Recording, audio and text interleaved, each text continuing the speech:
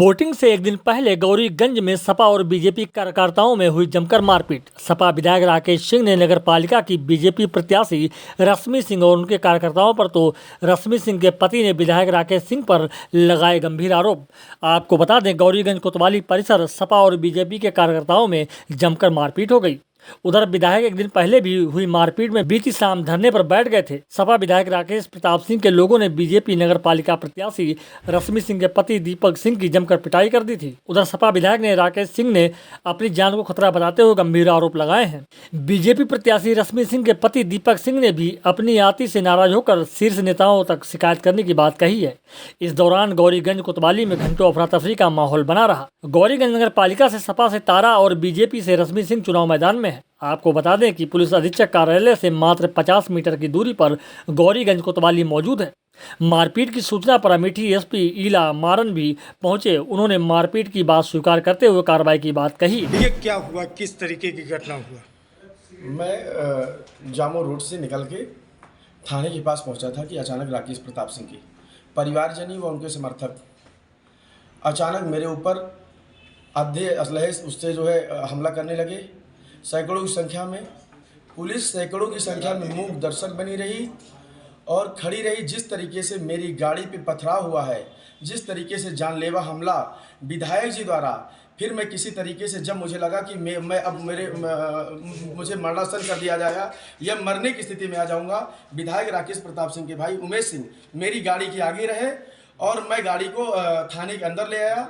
मुझे अचानक से अंदर राकेश प्रताप सिंह मेरे ऊपर हमला करते हैं और मारते पीटते हैं। सैकड़ों की संख्या में मुझसे लोग लड़ते हैं, मारने का काम करते हैं। इस तरीके से इस विधायक का ये घोरकृत, ये गुंडा विधायक, इसके खिलाफ मैं माननीय योगी आदित्यनाथ मुख्यमंत्री जी से, मैं अपनी बहन दीदी स्मृति ईरानी जी से व पुलिस अधीक्षक जी से, मुख्य सचिव जी से अपील करता हूँ कि इस विधायक के खिलाफ सख्त से सख्त कार्रवाई हो।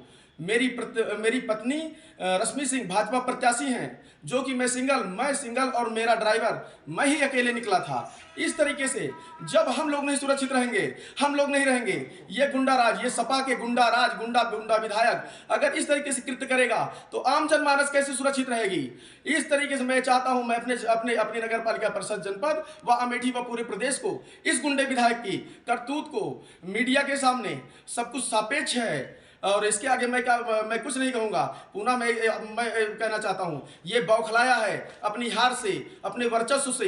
ये दंभ कल दिनांक 11 तारीख को एक बैलेट से, एक मत से इसका दंभ, इसका अहंकार टूटेगा। ये निश्चित रूप से हारेगा।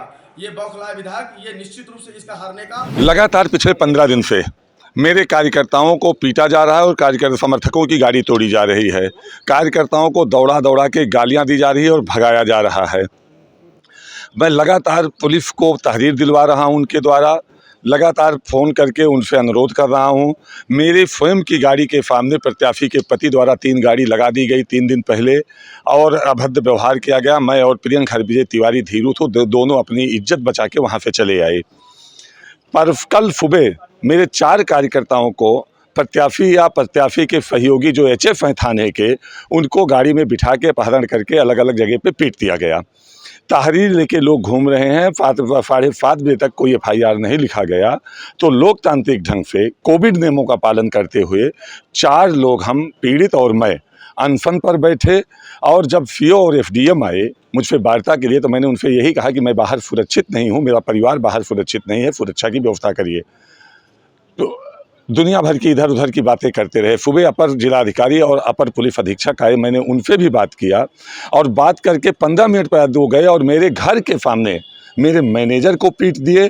थाने के गेट के सामने मेरे सगे भाई ब्लॉक प्रमुख के पति के ऊपर गाड़ी चढ़ा दी। थाने के अंदर हमारे सगे भतीजे पे हाथ उठाया गया, उसके हाथों में बड़ी चोटें आई और मुझे पे भी हाथ उठाया गया प्रत्याशी के पति द्वारा और उनके समर्थकों द्वारा। मैं अब थाने में भी सुरक्षित नहीं हूँ।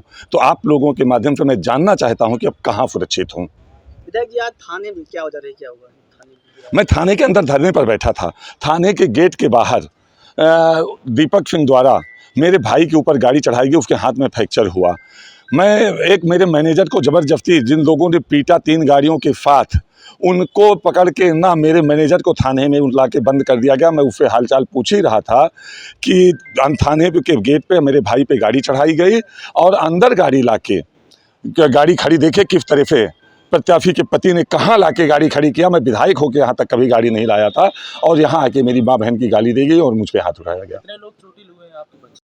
के बाद मेरे सगे मामा के लड़के को बहुत बुरा मार दिया, उसको बहुत चोट आई है, हाथ पैर फ्रैक्चर हो गया, हेड इंजरी भी शायद हुई है, अनकॉन्शियस लग रहा है। तो अभी 4 लोग संज्ञान में आए हैं, बाहर कितने लोग चोटिल हुए हैं इसकी जानकारी नहीं है। इसका क्या रोल रहा है पूरे घटना? पुलिस अपराधियों को संरक्षण दे रही है, वीडियो देखने के बाद भी कार्रवाई नहीं कर रही है। वीडियो सहित प्रूफ सहित मैं पुलिस को सारी जानकारियां दे रहा हूं। हत्यारे यहां घूम रहे हैं, अलग अलग जनपदों के टॉप 10 के अपराधी यहां घूम रहे हैं, लेकिन पुलिस किसी को मना नहीं करना चाहती है। पुलिस अब यहां केवल हत्या करवाना चाहती है। हमको लगता है विधायक और विधायक के परिवार की भी हत्या पुलिस की भी साजिशन कराना चाहती है। देखिए, कल से विधायक बोर्डिंग धरने में थाने के पास में बैठे हुए थे। आज उनका विपक्षी का कुछ लोग गाड़ी लेके थाने पर आ गए थे। इसमें दोनों पक्ष आमने सामने हो गए थे, इसमें हाथापाई हो गए थे, इसमें दोनों पक्ष कुछ लोगों को चोटें भी लगी।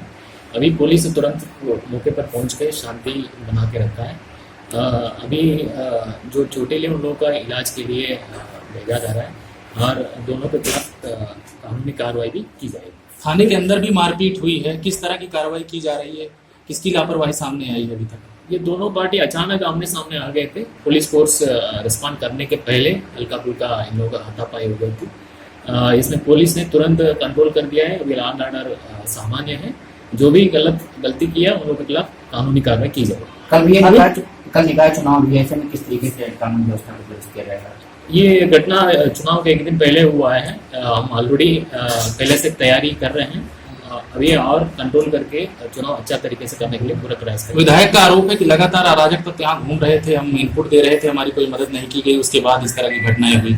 जो भी इनपुट आया दोनों पार्टी का आया है, हम लोग को सभी में कार्रवाई किया है और उसके बाद भी अचानक ये घटना हो गया था, इसमें भी कार्रवाई करेंगे। क्या इस घटना में सपा विधायक की भी संलिप्तता है? कुछ वीडियो मैंने देखा है, उसमें उनका भी आ रहा है, उसको भी हम जांच करके आगे कार्रवाई करेंगे। अमेठी से योगेंद्र श्रीवास्तव की रिपोर्ट।